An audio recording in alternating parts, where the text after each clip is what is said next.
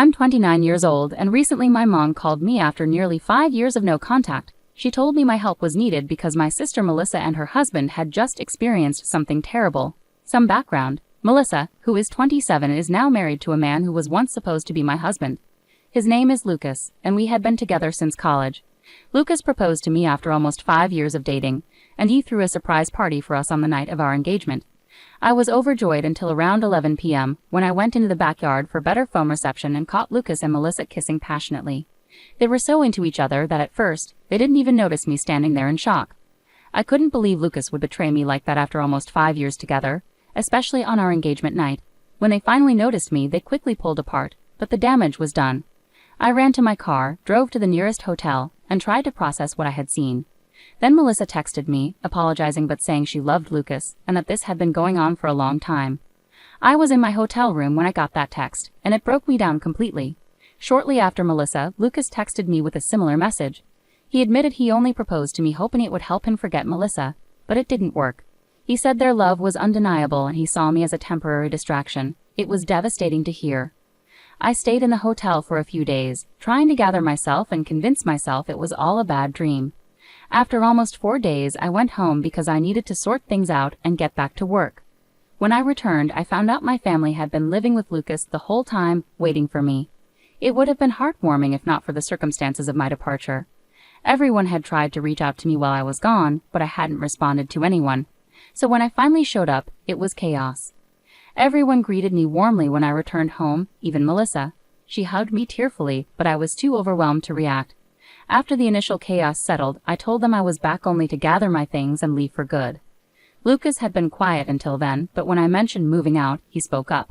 He said there was no need for me to leave because he had already packed his things. He planned to move in with Melissa now that everything was out in the open. When I returned home, my family seemed oddly cheerful despite the painful situation. They were all smiling, even though I couldn't find anything to smile about. Melissa and Lucas stood together awkwardly, looking sad yet smiling. I couldn't hold back anymore and asked my family why they were smiling. To me, Melissa had just ruined my engagement and taken away my boyfriend of nearly 5 years. There was nothing funny or sweet about it. My mother spoke up then, saying they couldn't change the past but could accept the future. They believed Melissa and Lucas were meant to be together, despite how their relationship started with cheating. They expressed regret but hoped I could understand and accept that this was the best outcome. Melissa apologized tearfully for falling in love with my boyfriend and wished she could have told me sooner. They claimed they were deeply in love and wanted to be together forever. Then, right in front of me, they kissed. My mother even wiped a tear away. I couldn't handle it anymore and told them their behavior was disgusting, not sentimental. To my surprise, my family got annoyed with me. They said I was being bratty and making it all about myself instead of being happy for my sister. I was shocked and demanded everyone leave my house. I couldn't believe they were defending Melissa and Lucas and making me out to be the bad one. My father even told me to stop acting like a child and accept what had happened. They acted like I should celebrate my sister finding her soulmate instead of feeling hurt and betrayed. It was all too much for me to handle. So I decided to forget it all. I went into my room, packed a few things, and left without saying a word or listening to their pleas. They called after me, asking me to stay, but I had nothing more to say. It was painfully obvious that they cared more about Melissa's happiness than about me or what was fair. They were so focused on justifying Melissa's actions that they forgot I had feelings too. After that day, my family tried reaching out to me multiple times, but I ignored them because I didn't feel they deserved a response. A few weeks later, I received an invitation to Melissa and Lucas's wedding, which I declined. Many of our mutual friends also declined in support of me, and some relatives distanced themselves from my family after learning how they treated me. It's been 5 years now, and I've mostly cut them out of my life completely. Occasionally, they've tried to reconnect by sending birthday or New Year wishes, but I've always ignored them. I didn't block them, but I removed them from my social media to keep my life private. I wanted them to see that I was doing well and perhaps feel jealous. It was petty, but it felt justified after what happened. Until recently, I hadn't kept up with what they were doing. About 4 days ago, my mother called from an unknown number. I almost hung up, but she begged for a chance to talk because they were in urgent need of help. I agreed to talk to her briefly because she sounded genuinely distressed, and I couldn't ignore her in that moment. She explained that Melissa and Lucas had started their own business a few years ago, but it was failing miserably. Their investors were pulling out because the business wasn't making any profit. They tried borrowing more money, but that only worsened their financial situation. Now they were drowning in debt and being chased by loan sharks. Everyone, from their employees to their investors and lenders, was pressuring them. My mother knew I lived a comfortable life and was desperate, so she turned to me as a last hope. She begged me to loan Melissa and Lucas around $75,000 to help them clear their debts. So my mother was asking for help on behalf of Melissa and Lucas. I questioned why Melissa herself didn't reach out and why my mother was acting as a messenger. She explained that Melissa and Lucas didn't want her to involve me directly, likely because of what happened 5 years ago. Melissa wasn't ready to accept help from me, but my mother didn't know anyone else who could provide such a large sum quickly. Months had passed and Melissa and Lucas were struggling to make ends meet. My parents and even Lucas's family were doing all they could to support them, but it wasn't enough. Everyone had to think about their own financial security, especially since most in our family were retired, including Lucas's parents. With no other options, my mother called me for help. I could afford to help them, but I didn't want to. Melissa was right not to ask me directly for help. After what they did, they lost any right to make demands from me. I told my mother I couldn't and wouldn't help Melissa and Lucas. She was upset and said I was being cruel, urging me to think about our family. I pointed out that Melissa and Lucas hadn't thought about me during their affair, and our family hadn't considered me when supporting them. I had worked hard for my current position and wasn't going to give $75,000 to people who didn't deserve it. My mother started crying, accusing me of being selfish. She warned that Melissa and Lucas would face serious trouble without my help. I replied that I couldn't change my mind and ended the call. Since then, my mom has been texting me nonstop, begging me to change my mind and help my sister. She says I shouldn't seek revenge and that Melissa's situation is dire. If I don't help now, I might regret it later. It's really overwhelming, and I don't know how to respond without feeling like the bad guy. Am I wrong for not wanting to financially support my sister after she stole my fiancé 5 years ago? Update. So I finally decided to block my family. I should have done it years ago, but I kept them around partly so they could see what I was up to and partly out of fear that I might regret cutting them off if something bad happened to them. Now I realize I don't care anymore. Refusing to help my sister financially isn't about being petty, it's practical. They've already wasted a lot of money, and even if I gave them $75,000 now, I doubt they could pay it back. It's a substantial sum, and even with my resources, it's not something I can give away without expecting repayment. If it were a close friend, I'd expect the same. I talked to some friends about it, and they agreed that not giving them money was the right call. It's not about revenge, but about being realistic. Now that I've blocked my mother, I don't have to deal with her trying to guilt-trip me anymore, so I feel relieved. Update 2. Hey everyone, something major happened today. While I was at work, my neighbor called to say there was a couple outside my house causing a scene and demanding to talk to me. They'd been at it for about an hour.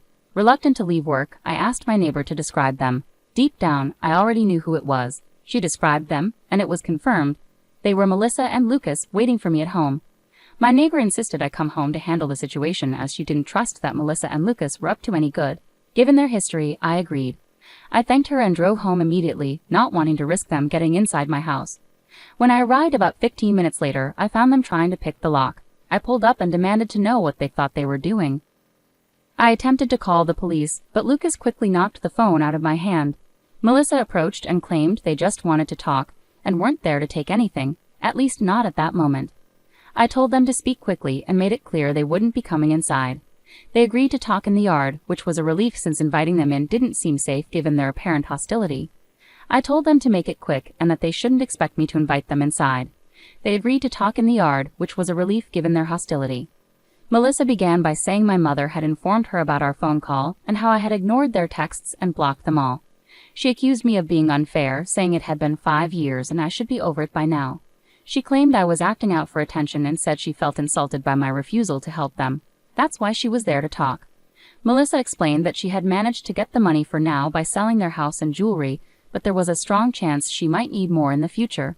She wanted to ensure she could rely on me for help if needed. I told her that no, she couldn't count on me for anything because I hated her and her husband with a passion. I was so angry that I said it was taking a lot of restraint not to hit her, so they should leave. Lucas then demanded I sign a document promising to give them money in the future. I told them they were insane if they thought they could manipulate me into signing anything under pressure. I demanded they get out, but Melissa pushed me and said I owed them because they were family. I was shocked and nearly slapped her but controlled myself, knowing violence would only make things worse. Instead, I grabbed my phone from the ground, got into my car, and drove off quickly. Since I had left the engine running, it didn't take long to get a head start. They didn't chase me on foot but stayed at my house, which was unfortunate. As soon as I was a safe distance away, I called the police and explained the situation. I then drove back home, arriving just before the police did. Within 20 minutes, I told them everything, and they arrested Melissa and Lucas. I knew the charges weren't severe, so they'd probably get off easily, but at least they were taken away, and I didn't have to deal with them anymore. It's been a few hours and I haven't heard from anyone in my family. I expected at least one of them to try contacting me from a different number, but they haven't. Maybe they'd given up on trying to get under my skin, or they're waiting for things to calm down before reaching out again.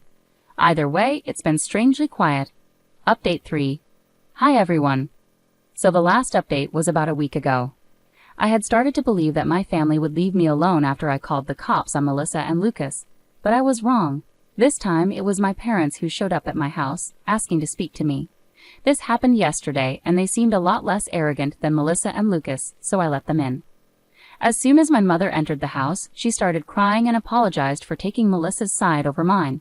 My father explained that after they learned about Melissa and Lucas getting arrested and physically pushing me, they couldn't look at them the same way and decided to cut them off.